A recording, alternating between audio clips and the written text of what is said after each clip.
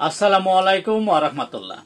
সুধী দর্শক, দেশে প্রধান প্রধান জাতীয় দৈনিক পত্রিকার শিরোনামে স্থান করে নেওয়া গুরুত্বপূর্ণ খবরগুলো নিয়েই হাজির হলাম আপনাদের সামনে।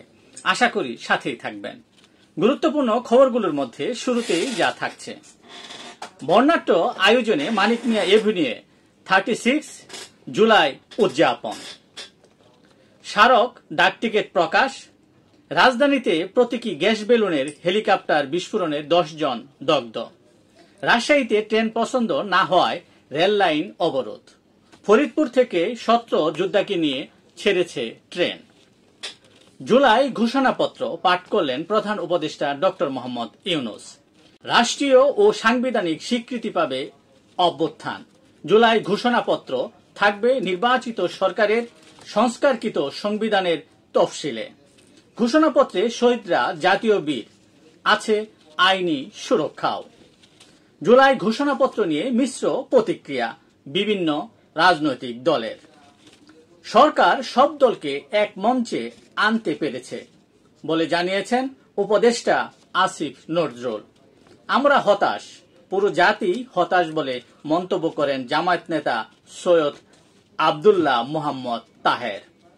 এখন পর্যন্ত আমরা ইতিবাচক বলে মন্তব্য করেন এনসিপি নেতা নাহিদ ইসলাম। বিএনপি যা চায়নি তাও কিছুটা প্রতিফলিত হয়েছে বলে প্রতিক্রিয়ায় বলেন বিএনপি নেতা নজরুল ইসলাম খান। জুলাই ঘোষণাপত্র কার্যকর করতে হবে বলে জানান জুনায়েদ সাকি। আইনি ভিত্তি চায় বলে প্রতিক্রিয়ায় বলেন মাওলানা মামুনুল হক। ফিরে দেখা 5 আগস্ট, গণভবনে জনতার দখলের কিছু চিত্র।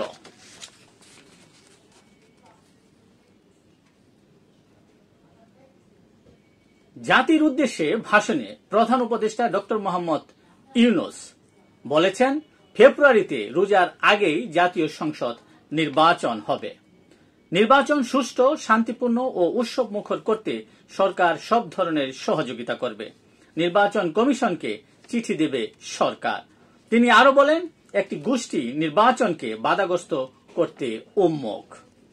বিএনপি সহ বিভিন্ন দল স্বাগত জানিয়েছে প্রধান উপদেষ্টা ডক্টর মোহাম্মদ ইউনূসের নির্বাচন নিয়ে তথা নির্বাচনের তারিখ ঘোষণার জন্য।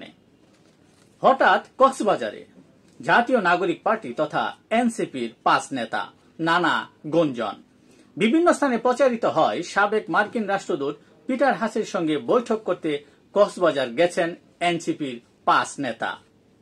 এই নিয়ে নাসির উদ্দিন পাটোয়ারি বলেন, জাস্ট এমনি সমুদ্র দেখতে এসেছি। ডক্টর তাসনিম জারা বলেন, এটা গুজব ছাড়া কিছুই নয়। কেউ কেউ বলছে দেশবিরোধী কোনো ষড়যন্ত্র আবারও হচ্ছে কিনা। 71 ছিল স্বাধীনতা অর্জনের যুদ্ধ, 24 স্বাধীনতা রক্ষার যুদ্ধ বলে মন্তব্য করেছেন বিএনপির ভারপ্রাপ্ত চেয়ারম্যান তারেক রহমান। দেশের প্রধান প্রধান জাতীয় দৈনিক পত্রিকার শিরোনামে স্থান করে নেওয়া আন্তর্জাতিক খবরগুলোর মধ্যে যা যা থাকছে: ভারতের পণ্যে 24 ঘন্টার মধ্যে শুল্ক বাড়ানোর ঘোষণা মার্কিন প্রেসিডেন্ট ডোনাল্ড ট্রাম্পের। দিল্লির পাশে থাকার ঘোষণা মস্কোর। ওষুধের উপরও শুল্ক আরোপ যুক্তরাষ্ট্রের।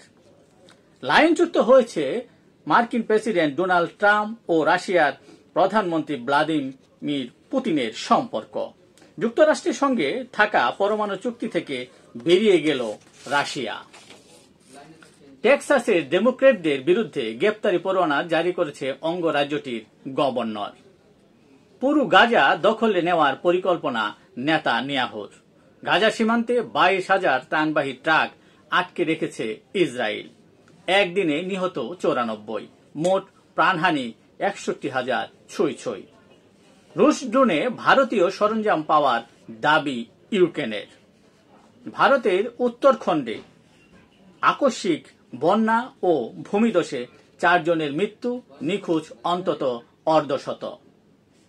উড়ন্ত ট্যাক্সি পরিষেবা চালু করল দুবাই। এই ছিল দেশের প্রধান প্রধান দৈনিক পত্রিকার শিরোনামে স্থান করে নেওয়া গুরুত্বপূর্ণ খবর, যা নিয়ে এতক্ষণ আপনাদের মাঝে উপস্থিত ছিলাম। আশা করি আপনাদের ভালোই লেগেছে। আজকের মতো এখানেই, আবারও দেখা হবে আগামীকাল ঠিক একইভাবে।